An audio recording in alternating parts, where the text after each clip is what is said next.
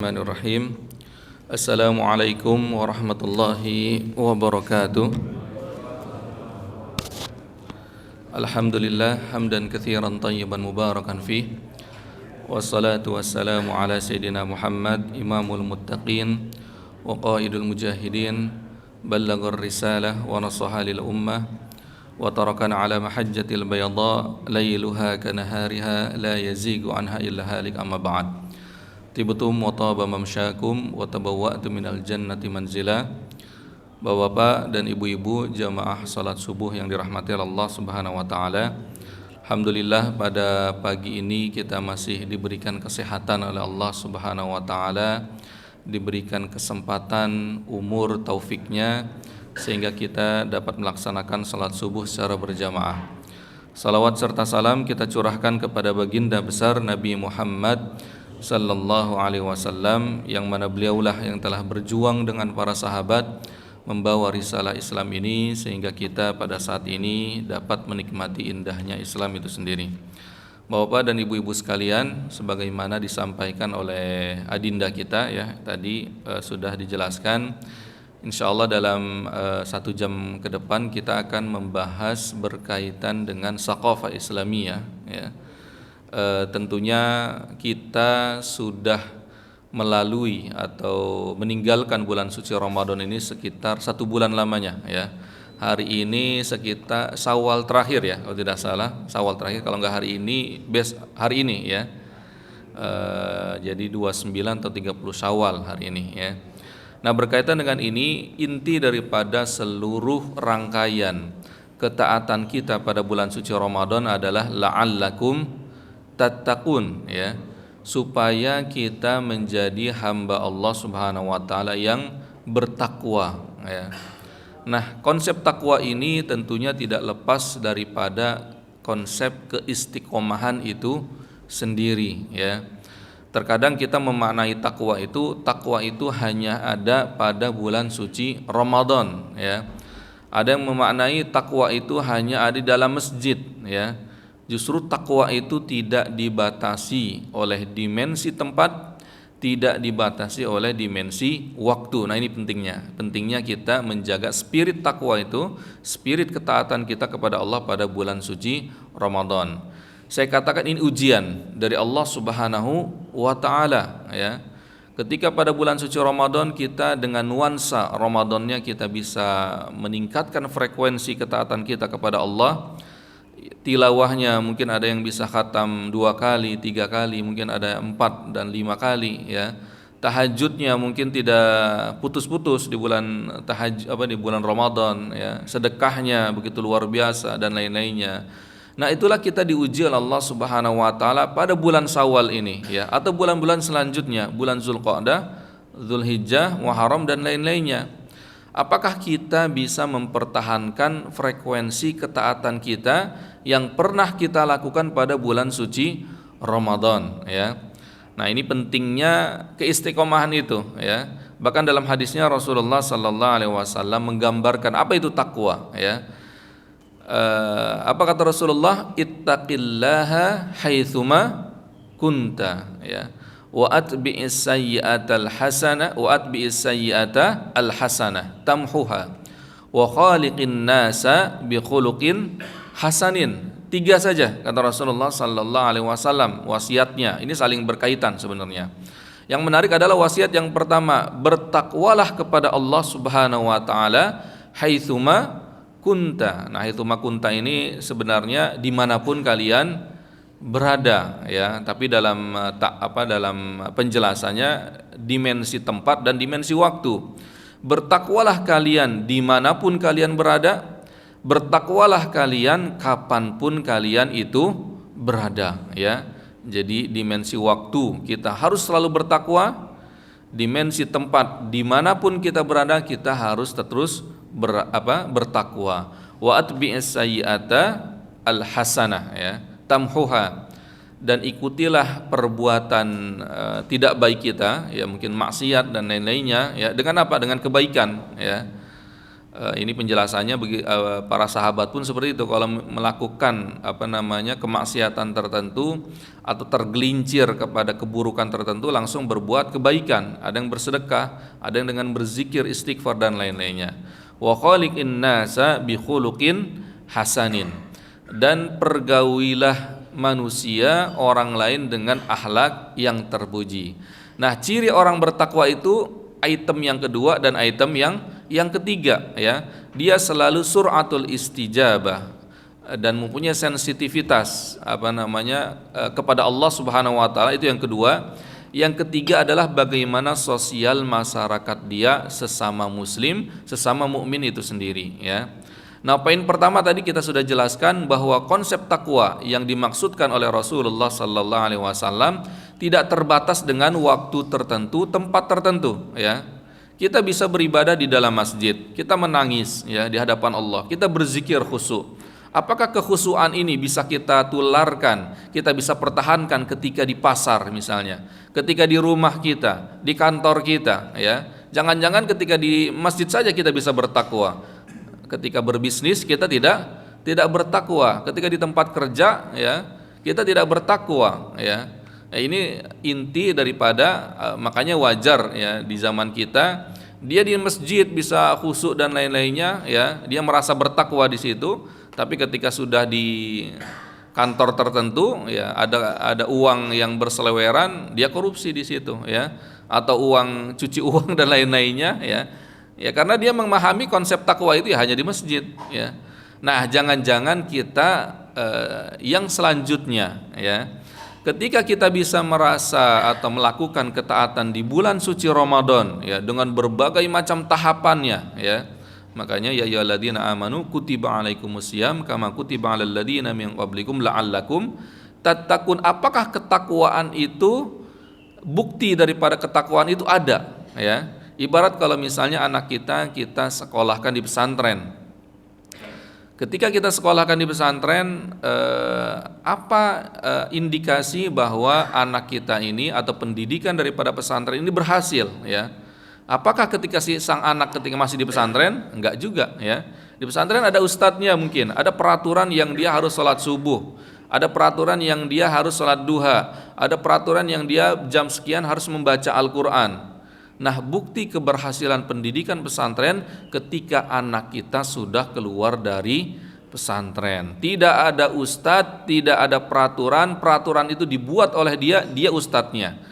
Apakah dia bisa istiqomah, konsisten dengan sholat duha dia, tahajud dia, tilawah dia? Itulah bukti kalau dia misalnya bisa mempertahankan peraturan yang ada di pesantren dilakukan ketika dia sudah alumni, berarti pendidikan pesantren itu berhasil, ya.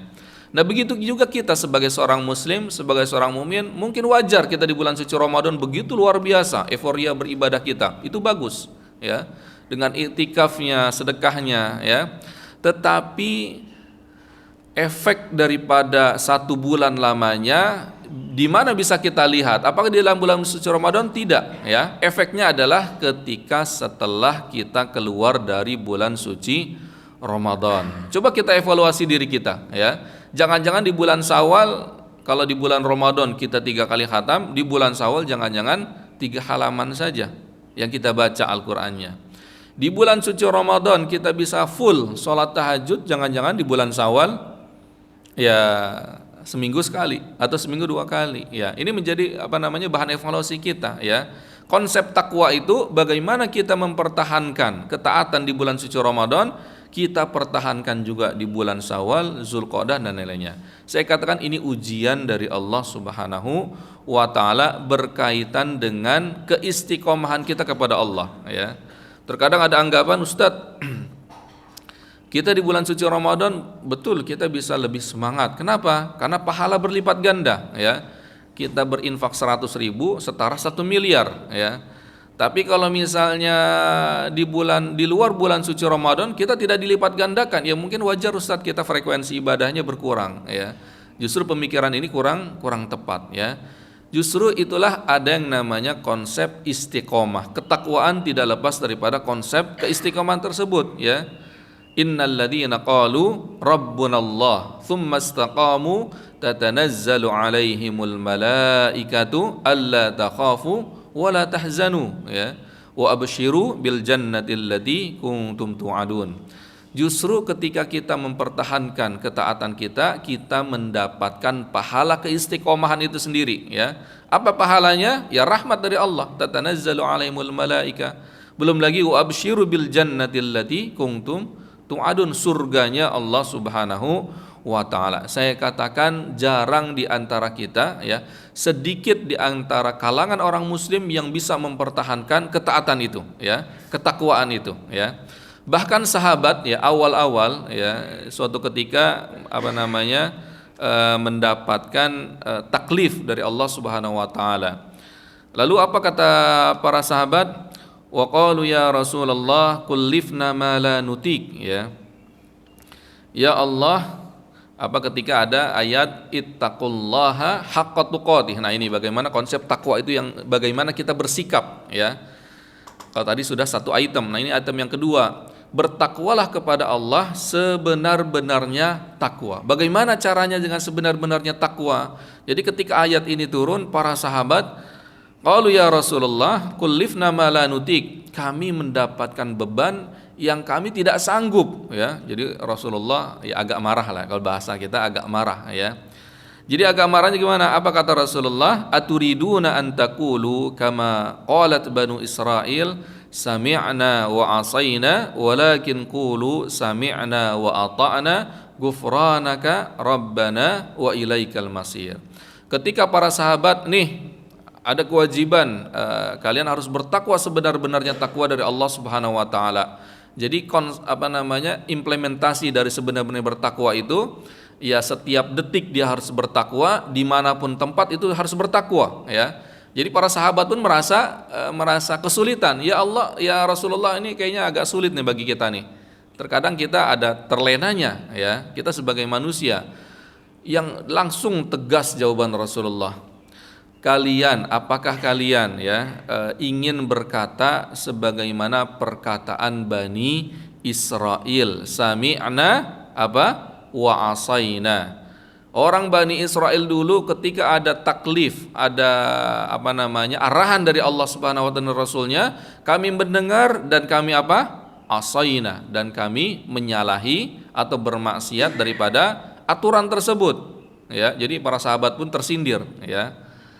Lalu walakin qulu, kata Rasulullah SAW, tapi katakanlah sami'na wa ata'na, ya Allah kami dengar dan kami taati ya. Ghufranak, nah ini dalam Al-Quran diabadikan ya, ampun ya Allah, wa ilaikal masir, dan kepada engkau kita kembali. Apa inti daripada qalu sami'na wa ata'na ghufranaka rabbana wa ilaikal masir? Itulah konsep takwa ya.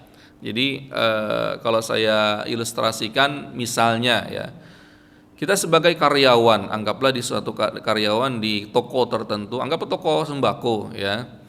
Jadi kata bosnya, hai fulan, kamu angkat beras satu karung itu berapa kilo ya? Berapa? 10? 20 kilo? 20 kilo kecil ya, saya satu tangan bisa ke 20 kilo. Ada yang karung besar itu 50 ya.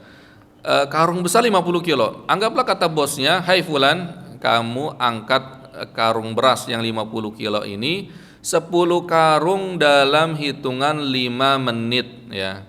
Nah, hanya dalam kalau hitung-hitungannya satu karung diantar misalnya dari sini keluar itu anggaplah 2 menit. Kalau 2 dikali 10 udah berapa tuh? 20 menit ya.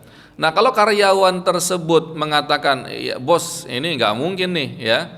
Ini satu karung saja saya keluarkan dari masjid keluar 2 menit. Ini kalau 10 ini jadi 20 menit, nggak mungkin ini 5 menit gitu kan? Ya, nah itu yang tidak diinginkan oleh Rasulullah sallallahu alaihi wasallam dalam konsep takwa ya, tidak di konsep yang lain ya. Dalam konsep takwa. Tapi katakanlah, siap bos, saya akan lakukan. Berapa? 10 karung 5 menit. Oke, siap ya. Lalu sang karyawan tersebut, ya betul saja ya, dalam 5 menit berapa karung coba? Ya anggaplah 3 karung. Berarti sisa berapa? 7 karung. Baru ketika dia sudah melakukan effort, berusaha, baru gufronak. Hai bos, ya, sorry, kemampuan saya ternyata hanya segini, saya sudah berusaha. Nah, bos yang baik tentunya oke, saya tambah lagi waktu 15 menit. Ya, silakan, gitu kan. Nah, inilah konsep yang diinginkan Allah dan Rasulnya. Ketika ada ketaatan tertentu, taklif, pembebanan dari Allah Subhanahu wa taala, katakanlah, jangan hitung-hitungan dulu, ya. Ini kayaknya saya nggak bisa, ya. Kayak tadi sahabat saja langsung ditegaskan oleh Rasulullah, jangan katakan saya tidak bisa. Oke, siap, sami'na wa ata'na, kalau saya terjemahkan, ya, siap bos, siap ya Allah, gitu kan. Sami'na, saya mendengar, wa ata'na, kami taati, ya. Walaupun bagaimana dalam pelaksanaannya, lakukan aja, ya. Makanya apa setelahnya? Sami'na wa ata'na, setelahnya apa? Gufronaka. Nah, ini sangat luar biasa, diabadikan dalam Al-Qur'an, ya. Gufranaka rabbana wa ilaikal masir, maksudnya apa? Ya Allah, saya sudah berusaha semaksimal mungkin untuk bertakwa, tapi ternyata saya sebagai manusia tergelincir, ya. Anggaplah takwa itu 10, nilainya 10, ya. Ya Allah, saya berusaha untuk bertakwa haqqa tuqatih dengan nilai 10, ya. Ternyata saya hanya dapatnya 8 atau 7. Gufranak, ya Allah, ampun, ya. Maksudnya ampun di sini, ya Allah, saya tidak berdaya, saya merasa lemah dengan kekurangan saya. Ternyata saya masih kurang 2 lagi takwanya. Lalu dia berusaha lagi untuk bisa takwanya bisa 10, ternyata hanya 7, ya. Dia berusaha lagi, ternyata hanya 9. Berarti apa? Berarti potensi kita sebagai manusia sulit untuk bisa haqqa tuqatih, ya. Tetapi yang dilihat oleh Allah Subhanahu wa taala adalah effort kita, ya. Makanya ini inti rahasia kenapa ketika ada redaksi sami'na wa ata'na gufranak, ini menandakan apa? Kita begitu lemah sebagai seorang hamba Allah Subhanahu wa taala. Jangan sekali-kali kita mengatakan saya bertakwa 100%, ya. Tapi katakanlah alhamdulillah saya berusaha bertakwa semaksimal mungkin, ya. Jadi ada unsur Allah Subhanahu wa taala di situ yang menjadikan kita bertakwa, ya. Jadi tidak ada effort manusia, kita selalu tergelincir, ya. Selalu ada saja kekurangan kita. Oleh karena itu, bagaimana korelasinya dengan konsep istiqomah, konsisten itu? Kita berusaha semaksimal mungkin, kita jadikan bulan Syawal seperti bulan apa? Bulan Ramadan. Kita jadikan bulan Zulqa'dah, Zulhijjah, Muharram dan lain-lainnya seperti bulan suci Ramadan. Ya, terkadang kita ada lengahnya, ya. Terkadang kita mungkin berkurang tilawahnya, terkadang kita lagi ada kondisi tertentu yang ibadah kita menurun. Ya, disitulah kita apa? Ya Allah, begitu lemahnya saya. Contoh kecil, ya, bagaimana perasaan ini harus kita miliki, ya. Itulah konsep takwa, itulah sahabat seperti itu, ya. Ini sebelum saya bercerita tentang pengalaman saya pribadi, bagaimana para sahabat dahulu, ya. Sebelum diwajibkan sholat 5 waktu, para sahabat itu kewajibannya sholat apa? Sholat tahajud, ya. Sholat tahajud, ya ayyuhal muzammil qumil laila illa qalila nisfahu awin qusminhu qalila, ya, ila akhirih, ya. Atau ya ayyuhal muddatsir qum fa'anzir wa rabbaka fakabbir. Intinya sholat tahajud. Jadi sebelum ada kewajiban sholat 5 waktu, ya, ada yang mengatakan 10 kenabian, ada yang 11 kenabian, itu sholat 5 waktu. Jadi sebelumnya 10 tahun di Mekah itu, sekitar itu yang diwajibkan adalah sholat tahajud. Itu wajib. Kalau kita sholat tahajud sekarang hukumnya apa? Sunnah muakkadah, ya. Mazhab Imam Malik, Imam Hambali dan Imam Syafi'i hukumnya adalah sunnah muakkadah. Kalau Imam Hanafi, ya, itu hukumnya wajib sholat tahajud itu, ya. Kenapa? Nah, ini karena apa? Dulunya memang wajib, ya. Jadi para sahabat itu disuruh sholat tahajud 2/3 malam. 2/3 malam itu berarti kan kalau malam kita berapa? 12 jam lah, anggaplah, ya, dari maghrib sampai dari jam 6 sampai jam 6, 12 jam. 12 dibagi 3 berapa? 4 ya, 8 jam bayangkan ya. Para sahabat diwajibkan sholat tahajud 8 jam dalam setiap malam ya. Saya aja masa-masa itikaf begadang malamnya, paginya terkepar harus tidur ya. Nah ini sahabat bayangkan setiap hari ya 8 jam. Ternyata apa? Ternyata memang dalam perjalanannya tidak bisa semaksimal mungkin, tidak bisa seideal apa yang perintahkan oleh Allah dan Rasulnya 8 jam. Di antara mereka ada yang bisa 8 jam sholat tahajud. Jadi kalau misalnya mulai jam 9 selesai jam berapa tuh? Jam 5 ya. 8 jam luar biasa ya. Jam 8 malam dia mulai, berarti kan jam 4 dia selesai 8 jam. Ternyata di antara mereka para sahabat ada yang hanya bisa setengah malam 6 jam ya. Ternyata hanya ada yang bisa thuluthul lail, sepertiga malam 4 jam saja ya.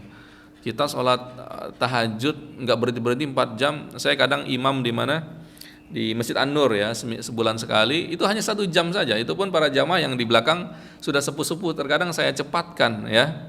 Ini 4 jam luar biasa ya. Kalau di Mesir kadang udah biasa juga ya, dalam satu malam itu dihatamkan Al-Quran, terkadang ada di beberapa masjid ya. Kaki itu jadi kesemutan itu, kita walaupun masih muda kadang kesemutan juga. Syekhnya itu memang luar biasa. Quran itu seperti nafas dia ya. Jadi ada masjid tertentu yang di situ ya di Mesir ya. Nah terlepas daripada itu sangat luar biasa. Ternyata para sahabat efek daripada sholat 4 jam, 8 jam ya, mungkin 6 jam di malam harinya, siang harinya ngantuk-ngantukan ya. Namanya para sahabat pun mereka seorang kepala keluarga ya. Ketika bekerja ngantuk-ngantukan. Makanya itulah yang dinamakan sami'na wa ata'na, kita lakukan ya. Akan tetapi setelah itu Gufronak. Ternyata memang dalam pelaksanaannya tidak bisa takwa ketaatan itu 100% atau 10 nilainya.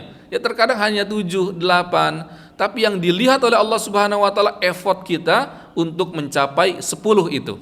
Ya. Oleh karena itu mulai ada keringanan ya. Setelah itu sholat tahajud tidak menjadi wajib, menjadi apa? Sunnah muakkadah. Walaupun Imam Abu Hanifah ya ini istihadnya ini masih wajib ya, karena dulu memang wajib ya. Terlepas daripada itu, lakukanlah apa yang diperintahkan Allah dan Rasulnya semaksimal mungkin, berusaha semaksimal mungkin. Nanti ada konsep yang namanya keringanan dari Allah Subhanahu wa taala. Allah Rahim, ya itu sudah pasti ya. Tapi Allah menginginkan bagaimana kita sami'na wa ata'na, siap bos ya. Terkadang dalam ketaatan itu ya kita tidak melihat ini hitung-hitungan dulu kayak tadi tuh. Kalau tadi saya ilustrasikan seorang karyawan, ya kalau main hitung-hitungan ya memang benar kan. Sulit kita melakukannya, misalnya dalam 10 menit, dalam 5 menit kita memindahkan 5 karung yang harus membutuhkan waktu 20 menit kalau hitung-hitungan ya. Tapi konsep ketakwaan, ketaatan kepada Allah Subhanahu wa taala ya ibarat militer lah ya, siap komandan ya. Apalagi Allah Subhanahu wa taala ya. Ya tentunya Allah adil ya, Allah Rahim ya.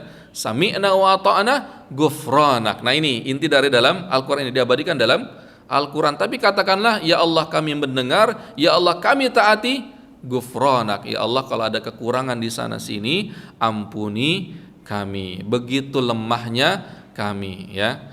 Jadi kalau misalnya kita anggaplah sholat tahajud ya, bisa tidak bolong-bolong, jangan merasa kita ini effort dari kita pribadi, tapi ketakwaan itu dari Allah, istiqomah itu dari Allah Subhanahu wa taala. Suatu ketika ya, jadi sebelum saya ke Mesir ya, jadi salat, anggaplah dari pesantren, saya dunia pesantren dan lain-lainnya, salat tahajud itu anggaplah ya alhamdulillah tidak pernah bolong. Akhirnya saya merasa ini kayaknya mudah sekali saya salat tahajud 7 kali ya, karena sudah menjadi kebiasaan gitu kan.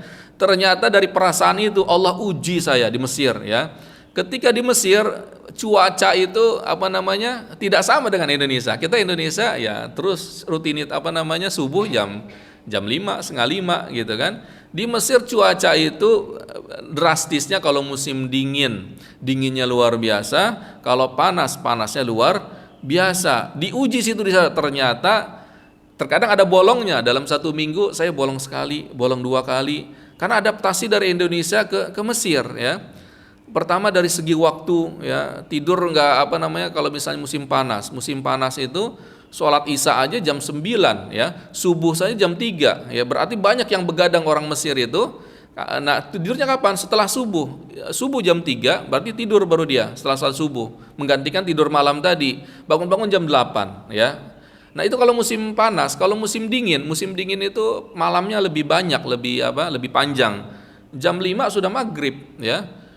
Subuhnya jam 7, ya, jam 7 pagi, ya, kadang jam 6 sekian lah, ya, jam 7 pagi. Nah, dengan ritme seperti ini tubuh saya adaptasi, terkadang kelewatan, terkadang kekurangan waktu itu. Kalau di Indonesia sudah settle kan tubuh saya kan, bangun jam sekian, tahajud lagi. Kalau di sana terkadang harus begadang untuk mendapatkan sholat subuh, terkadang belum lagi air yang begitu dingin, ya. Nah, disitulah saya merasa ternyata saya lemah untuk bisa istiqomah. Diuji dengan Mesir, dengan durasi waktu pergantian musim, ternyata saya lemah, ya. Itulah inti daripada sami'na wa ata'na ghufranak, ya. Jadi jangan sekali-kali kita merasa saya sudah bisa bertakwa 100%. Kita bisa taat semaksimal mungkin. Tapi katakanlah alhamdulillah, kalau bukan karena Allah, saya mustahil bisa seperti ini, ya. Karena setiap kita pasti akan diuji, ya. Ketika kita merasa mungkin anggaplah kita bisa sholat subuh terus setiap hari. Katakan ini dari Allah Subhanahu wa ta'ala, ya. Bukan karena effort kita, mungkin ada effort kita, tapi semuanya adalah pertolongan dari Allah Subhanahu wa ta'ala. Nah, konsep takwa ini, ya, kenapa kita harus bertakwa? Ya, makanya dalam Al-Qur'an ada beberapa item, ya. Yang pertama adalah famin dzalika al-ma'iyyah al-ilahiyah al-hifdziyah al-latifah. Ketika kita bisa bertakwa, ya, konsep takwa yang tadi, ya. Konsep takwa maksudnya bukan bertakwa hanya di masjid saja, bukan hanya di Ramadan saja, tetapi dia berusaha seluruh bulan itu dalam 1 tahun. Seperti Ramadan, dia berusaha. Walaupun anggaplah ya tidak bisa ideal 100%, 80%, 90, 70%. Dia berusaha lagi, Allah ampun, merasa tidak berdaya. Itulah takwa itu sendiri, ya. Apa yang didapatkan oleh seorang hamba yang seperti itu? Yang pertama adalah al-ma'iyyah al-ilahiyah. Apa kata Allah dalam Al-Qur'an? Wattaqullaha wa'lamu annallaha ma'al muttaqin, ya. Bertakwalah kepada Allah, wa'lamu, dan ketahuilah annallaha, sesungguhnya Allah, ma'al muttaqin, bersama orang-orang yang bertakwa. Nah, ini namanya ma'iyah, al-ma'iyah. Apa itu ma'iyah? Kebersamaan bersama Allah Subhanahu wa ta'ala. Ini sangat mahal, ya. Saya katakan sangat mahal, ya. Bayangkan Rasulullah sallallahu alaihi wasallam dengan sahabat karibnya siapa? Abu Bakar, ya. Ketika hijrah dari Makkah ke Madinah, sembunyi di mana? Di Gua Thur, ya. Gua Thur itu anggaplah ini agak bawah, pintu masuknya begini agak nanjak, dan itu kelihatan kaki-kaki gitu kan, kaki-kaki orang yang di luar, ya. Ketika itu orang kafir Quraisy kakinya sudah kelihatan, pengen masuk itu masih ragu-ragu. Kebetulan ada ankabut, ada jaring laba-laba. Abu Bakar takutnya luar biasa, ya. Sebenarnya bukan takut karena pribadinya, takut teman karibnya, sahabat karibnya siapa? Rasulullah sallallahu alaihi wasallam diapa-apain, ya, bergetar, ya. Apainya kata Rasulullah SAW, la tahzan, innallaha ma'ana, atau Allah isnaini wallahu thalithuhuma, ya. Jangan sedih, Allah bersama kita, ya. Hai Abu Bakar, bagaimana menurutmu ada dua orang dan Allah yang ketiga, ya. Maksudnya apa? Itulah ma'iyatullah, ya, kebersamaan bersama Allah. Ketika kita bisa bertakwa dengan konsep yang tadi saya katakan tadi, istiqomah dimanapun dia berada, istiqomah dengan ketakwaan kapanpun itu berada, ma'iyatullah ini sangat mahal, ya. Keberpihakan Allah bersama kita. Ketika Allah sudah seperti ini, musuh dia adalah musuh Allah, ya. Teman dia adalah yang dikasihi oleh Allah Subhanahu wa ta'ala, ya. Ini sudah menjadi kenistaan, ya, keniscayaan, ya. Ya tadi itu, ya, wattaqullaha wa'lamu annallaha ma'al muttaqin. Siapa yang dimusuhi oleh orang yang bertakwa? Ya orang yang tidak bertakwa, yang sering maksiat, ya. yang menodai Al-Qur'an, menodai agama, ya, salom, apalagi itu. Ya, khutbah Jumat orang perempuan itu udah keblinger itu ya. Suruh doa malah nyanyikan lagu apa? Lagu Yahudi ya. Itu keblinger ya. Sekarang MUI sekarang timnya sudah ada ya. Akhir Ramadan baru terbentuk ya. Nah, sekarang ini sedang akan ekspedisi, bukan ekspedisi ya. Sidap ya, bahasanya sidap ya, untuk menentukan ya, sekarang udah jelas lah itu ya. Macam-macam itu udah nyeleneh ya. Kalau misalnya ada bahasa kufron bawahan, itu udah termasuk kufron bawahan kalau menurut saya pribadi. Tapi memang harus tim ya, tim MUI ya yang ke sana ya. Jadi ini berkaitan dengan apa tadi? Wattaqullaha wa'alamu annallaha ma'al muttaqin, ma'iyatullah. Ya, ma'iyatullah itu kebersamaan dengan Allah. Ini yang dinamakan taufik ya. Terkadang ada ustadz ya, kalau apa namanya, wabillahi taufik wal hidayah ya. Terkadang ada teman-teman NU, teman-teman Muhammadiyah, Persis ya, atau teman-teman Salafi ya, kadang apa namanya, menutup apa namanya, khutbah atau menutup ceramah itu dengan berbagai macam ini ya, wabillahi taufik wal hidayah, atau ada yang lain-lainnya ya. Nah, apa makna taufik tersebut? Makna taufik itu adalah kebersamaan dengan Allah. Kanan, kiri, lurus, mundur ya, itu semuanya dapat arahan dari Allah Subhanahu wa taala. Makanya hidupnya berkah ya. Dia ingin belajar berkah, dia ingin bisnis semuanya berkah dari Allah Subhanahu wa taala. Dia ingin melakukan ini, sudah ada monitoring dari Allah Subhanahu wa taala. Ini yang dinamakan ma'iyatullah ya. Rasulullah semuanya kanan, kiri, hijrah di Makkah, di Madinah, itu semua dari Allah ya. Coba kita lihat lagi Nabi Musa alaihissalam ya, ketika sudah mempunyai kebersamaan ini. Nah, ini kebersamaan dengan Allah ini adalah ciri daripada para nabi ya.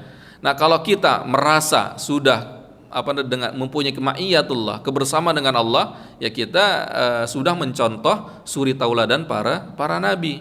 Nabi Musa alaihissalam ketika dikejar oleh Fir'aun di belakang, di depan siapa? Laut Merah ya, bukan Laut Nil, bukan Sungai Nil ya. Sungai Nil mungkin kalau jago berenang bisa berenang dia, hanya berapa ya, satu kilo, antar 1-2 kilo lah ya. Nah, kalau Laut Merah kan begitu panjang juga ya. Apa kata Bani Israel ketika itu? Ya Musa inna lamudrakun. Hai Musa, kita ini udah tamat riwayatnya. Lamudrakun, ketangkep ya. Di belakang bala tentara Fir'aun, di depan Laut Merah ya. Dengan tenangnya Nabi Musa mengatakan, qala kalla inna ma'iya rabbi sayahdin ya. Jadi dengan tenangnya, sekali-kali tidak akan tamat, belum tamat riwayat kita. Kenapa? Allah bersama kita ya. Ya benar saja kata Allah, udah pukul tuh tongkat itu ke ini ya, falaqa. Jadi Laut Merah itu terbelah dua ya. Nah, itulah terkadang kita ya, pertolongan Allah itu tidak disangka-sangka, real ya untuk para nabi. Apakah kita tidak ada pertolongan? Ada, saya katakan ya. Terkadang tadi saya katakan konsep takwa bagaimana kita berusaha semaksimal mungkin, ikhtiar yang maksimal untuk mendapatkan 100% ya. Apa konsep takwa tersebut ya. Terkadang hanya dapat berapa? 70%, 80%. Terkadang ada momen-momen tertentu pertolongan Allah yang tidak kita sadari, Allah mengupgrade ya, menjadikan kita bisa maksimal 100% dalam perjuangan menegakkan agama Islam ya, ketaatan kepada Allah, apapun itu ya, ada saja ya, dikuatkan oleh Allah Subhanahu wa taala ya. Tapi kita harus sudah berusaha tadi, bagaimana ma'iyatullah tadi ya. Jadi berputarnya seperti itu, kebersamaan bersama Allah, ketakwaan itu sendiri, kita merasa payah ya, merasa lemah di hadapan Allah, kita beristighfar, berputar lagi ya. Nah, konsep takwa haqqa tuqatih adalah itu ya. Kita tidak diarahkan oleh Allah dan Rasulnya untuk bisa seperti malaikat, tidak ya. Ya, malaikat dia disuruh sujud sampai hari kiamat, suruh zikir sampai hari kiamat ya. Bapak kalau misalnya ada ustadz mengatakan bapak sujud terus sampai meninggal, mungkin nggak? nggak mungkin ya. Dia perlu makan, ya minimal dia begini makan dulu gitu kan. Itulah kita manusia ya, punya hawa nafsu.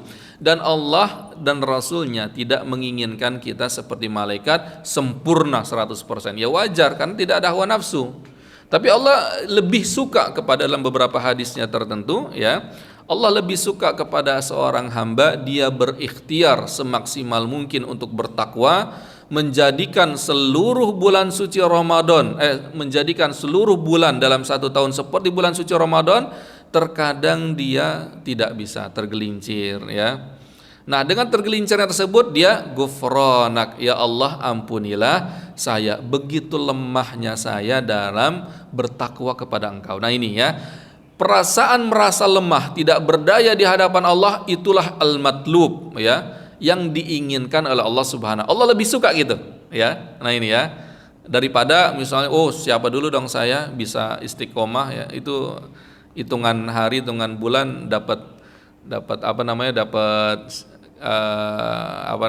ujian dari Allah Subhanahu wa dalam ketaatan. Jadi katakanlah ini semuanya karena pertolongan Allah. Nah ini ya, yang pertama adalah al-ma'iyyatullah, kebersamaan bersama Allah Subhanahu wa taala. Yang kedua adalah wa min dzalika al-ilham ya, wattaqullah wa yu'allimukumullah ya, ta'lim ya, ta'lim ilham ya. Kalau untuk para nabi namanya wahyu ya. Kalau kita sebagai manusia dapat ilham dari Allah. Apa itu ilham? Ya petunjuk ya, dijadikan untuk petunjuk, dijadikan untuk menjadi orang baik ya. Wattaqullah, bertakwalah kepada Allah, wa yu'allimukumullah, Allah akan membukakan ya ilmu-ilmu tertentu, pemahaman-pemahaman tertentu. Maksudnya apa? Maksudnya di sini adalah bukan ilmu laduni yang terkadang terlalu over ya, tapi yang dimaksudkan di sini adalah ya tadi ya, tidak lepas daripada yang pertama ya, ma'iyatullah. Misalnya kita sebelum kita menikah, terkadang kita sholat istikharah ya. Ya Allah, si fulanah ini atau si fulan ini baik enggak untuk dunia saya, akhirat saya. Nah, Allah pilihkan itu ya. Ya dengan petunjuk hati lewat apa saja ya, Allah sesuai dengan kehendak Allah ya. Oh ternyata saya lebih srek dengan si fulanah, kayaknya bisa membawa saya di dunia dan akhirat saya, atau ketaatan saya lebih baik. Nah itu contoh kecilnya, ilham itu sendiri ya. Terkadang kita ingin bisnis ya, ya Allah saya ingin bisnis ini ya, ini baik enggak kalau misalnya saya melakukan tindakan ini ya. Dia berpikir dan lain-lainnya, dan Allah memberikan ilham kepada dia. Nah ilham ini ya bisa dikatakan dengan firasat ya, firasah shadiqah, firasat yang benar ya. Bahkan Utsman bin Affan ya luar biasa ya, kalau misalnya berinteraksi dengan orang lain, tahu ya ini si fulan habis melakukan ini dan itu ya, si fulan habis melakukan ini dan itu. Dari mana itu? Firasah shadiqah ya. Bahkan dikatakan dalam beberapa literasi yang lain, firasat yang benar itu adalah 1/40 daripada kenabian ya, 1/40 dari wahyu itu sendiri. Kalau kualitas wahyu adalah 1 misalnya, kualitas ilham itu 1/40-nya. Maksudnya apa? Orang-orang yang bertakwa kepada Allah Subhanahu wa taala terkadang firasatnya benar ya. Karena mati batinnya, basirah dia sudah bagus ya, sudah bagus taatnya. Ini apakah ini tidak datang begitu saja ya. Nah, ini yang kedua ya. Makanya wattaqullah wa yu'allimukumullah. Yang ketiga apa? Wa min dzalika al-furqan indal istibahi wa wuqu'ul iskal wal kafarah lisayyi'at. Nah, yang ketiga adalah al-furqan indal istibah. Apa itu al-furqan? Al-furqan itu membedakan. Ya, pembeda ya. Sahabat Umar bin Khattab dijuluki apa? Apa julukannya?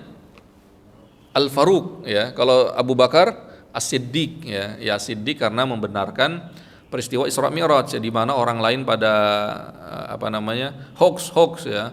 Kata Abu Bakar, kalau misalnya yang berkata Nabi Muhammad semuanya benar ya, walaupun dari kacamata logika mustahil ya, apalagi zaman dulu ya, tidak ada pesawat, tidak ada ini ya. Tapi kalau Nabi Muhammad yang mengatakan benar ya. Nah, kalau Al-Faruq, kenapa dikatakan Umar bin Khattab Al-Faruq? Karena ini mempunyai ini ya. Mempunyai ya ayyuhalladzina amanu in tattaqullaha yaj'al lakum furqana. Hai orang beriman, kalau bertakwalah kepada Allah, kamu akan mendapatkan furqan. Apa itu furqan? Bukan berarti furqan nama anak kita ya. Namanya anak kita Furqan enggak? Atau Masjid Furqan, enggak ya. Furqan ini adalah insting ya. Insting, makanya poin ketiga ini berkaitan dengan poin kedua ke satu ya. Semuanya berkaitan ya. Apa itu insting? Insting membedakan mana yang baik dan mana yang buruk ya. Makanya di zaman Abu Bakar, di zaman Umar bin Khattab, fitnah itu anggaplah tidak ada ya, walaupun ada dikit-dikit tapi tidak ada ya. Anggaplah kalau para ulama tarikh itu mengatakan tidak ada ya. Karena kenapa? Ada Umar bin Khattab di situ. Ketika Abu Bakar memimpin menjadi khilafah ya, Umar bin Khattab yang menjadi MK-nya. MK itu apa? MA atau MK-nya, jadi hakim agungnya. Nggak ada peristiwa karena udah takut duluan sama Umar bin Khattab ya. Nah, ketika apalagi di zaman Umar bin Khattab beliau menjadi khalifah ya, fitnah itu anggaplah tidak ada karena Al-Faruq ini ya, yang baik mana yang benar mana orang udah pada takut duluan sama Umar bin Khattab ya. Setan aja ngedengar langkahnya Umar udah ngeri sedap gitu kan. Ini langkahnya Umar, ini langkah ngeri sedap ya. Nah, baru fitnah itu mulai muncul di zaman Utsman bin Affan, mulai perpecahan di antara para sahabat dan lain-lainnya. Ya, terlepas daripada itu, furqan ini adalah kita bisa membedakan seluruh permasalahan yang kita hadapi, permasalahan umat muslim, kita bisa menilai ini yang baik dan ini yang buruk ya. Nah, kalau misalnya ada orang mengatakan, misalnya yang sekarang lagi viral berkaitan dengan anggaplah seorang ustadz ya, dia berdoa tapi kacamata dengan salam Yahudi, salam gitu kan. Ya, dengan fitrah kita itu mengatakan itu tidak baik ya, dia bukan muslim yang baik gitu kan. Apalagi dengan hukum itu sudah menjadi dasar ya, menjadi dasar. Apalagi permasalahan yang kompleks ya, yang membutuhkan analisa kita. Nah, furqan ini bermain di situ. Makanya Umar bin Khattab detail, analisanya luar biasa. Apalagi kita di akhir zaman ya. Fitnah yang sekarang yang anggaplah salom itu ke depan akan lebih banyak lagi ya. Lebih berat lagi. Belum lagi yang namanya Dajjal ya. Dajjal itu ya fitnah yang sangat luar biasa, diwanti-wanti oleh Rasulullah sallallahu alaihi wasallam. Apa kata Rasulullah? Kalau misalnya Dajjal keluar, saya masih hidup, saya yang akan menghadapi dia.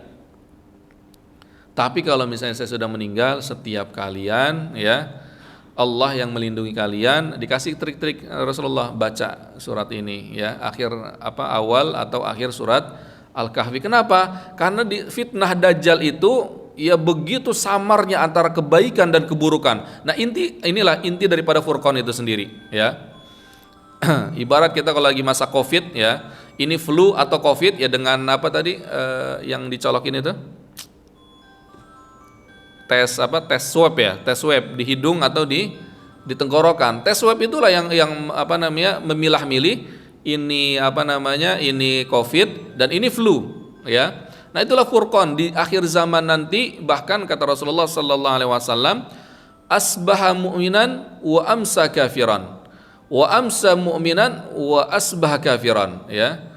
Karena apa? Fitnah itu begitu dalamnya. Dia pagi-pagi masih beriman ya, pagi-pagi misalnya nih ya, masih beriman, sorenya udah menjadi kafir.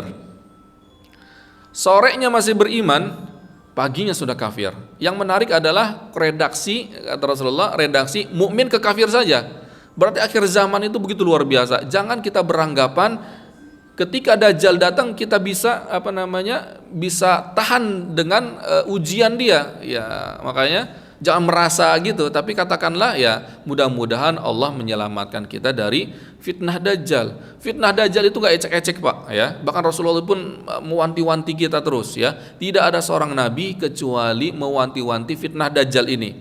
Fitnah Dajjal itu bagaimana? Dia ketika anggaplah nih di TPC ya, gersang semuanya, gak ada air ya, orang pada kelaparan ya. Nah, Dajjal datang nih, saya kasih beras, saya kasih roti, ente dengan keluarga ente bisa makan ya. Ya, tapi katakan saya seorang nabi, ya. Bahkan lebih parah lagi, katakan saya adalah Tuhan, ya. Nah, itulah diuji kita oleh Allah Subhanahu wa taala, ya. Terkadang dengan trik-trik yang lain, ya. Terkadang misalnya saya hidupkan orang tua ente, ya. Ayah dan ibu, mana kuburannya? Ayah dan ibu, ayahnya dibangkitkan, ya, dengan izin Allah semuanya tentunya. Dibangkitkan ayah dan ibunya, ayah dan ibunya mengatakan, "Hai fulan, anakku, ya. Ini Dajjal, ini adalah Tuhan engkau, ya. Imani dia," ya. Gimana tuh, ya?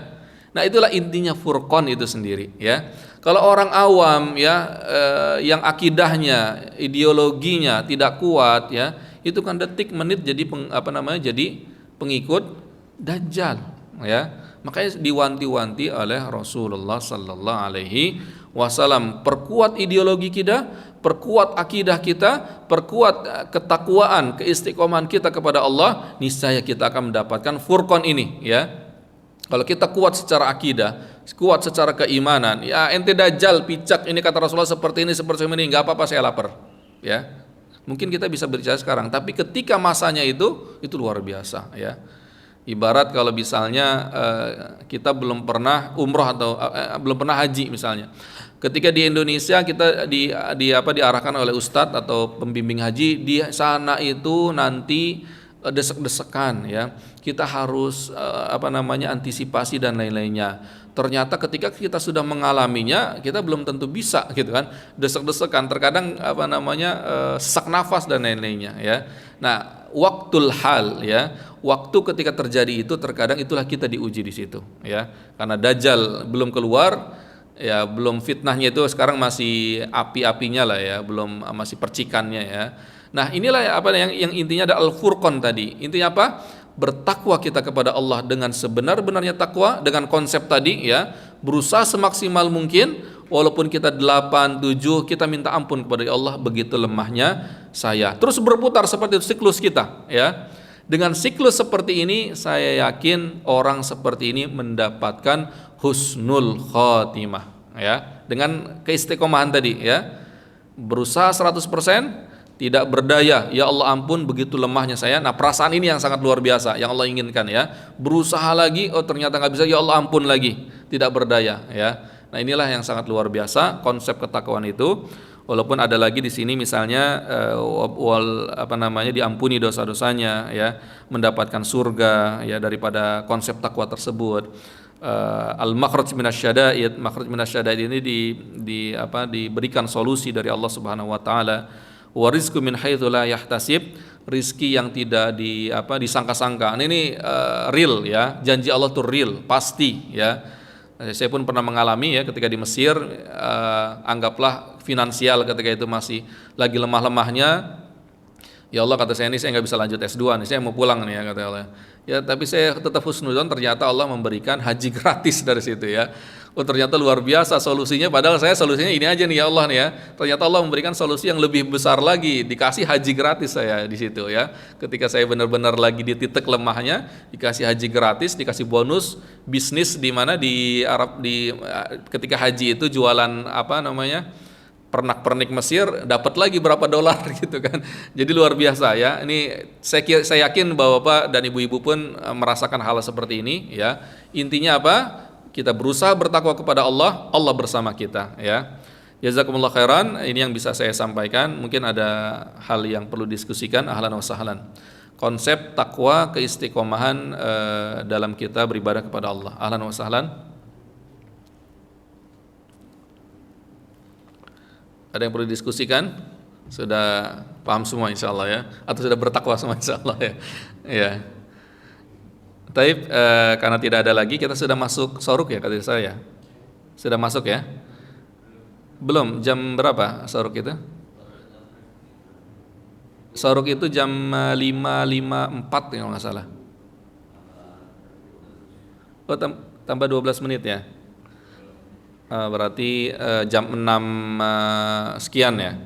Taib, intinya saya simpulkan berkaitan dengan takwa ini, ya, kita tidak diarahkan atau oleh Allah Subhanahu wa taala untuk bisa seperti malaikat, ya. tetapi kita diarahkan untuk seperti manusia, ya, kita berusaha semaksimal mungkin bertakwa kepada Allah Subhanahu wa taala, walaupun dalam real di lapangan kita tidak semaksimal seideal yang diinginkan, ya. Karena sahabat pun seperti itu, ya. Ketika berkata kepada Rasulullah, kullifna ma la nutik, kayaknya ini kita nggak bisa nih, ya Allah, ya, kalau saya terjemahkan. Lalu langsung ditegaskan oleh Rasulullah SAW, la takul kama, jadi jangan mengatakan sebagaimana orang Bani Israel, sami'na wa asaina, tapi katakanlah sami'na wa ata'na ghufranak. Ya Allah, saya akan lakukan seluruh ketaatan kepada Engkau, akan tetapi ketika saya tergelincir, ampun ya Allah, saya lemah sebagai manusia. Itulah hikmah kita, ya, sebagai manusia. Terkadang lupa, terkadang apalagi tidur, ya, lupa, salah, ya. Itu intinya seperti itu, ya. Semakin kita lupa, ya, semakin kita merasa kita lemah di hadapan Allah Subhanahu wa taala. Baik, jazakumullah khairan. Mudah-mudahan kita mendapatkan keistiqomahan, ketakwaan sampai akhir hayat kita, ya. Billahi taufiq wal hidayah. Wassalamualaikum warahmatullahi wabarakatuh.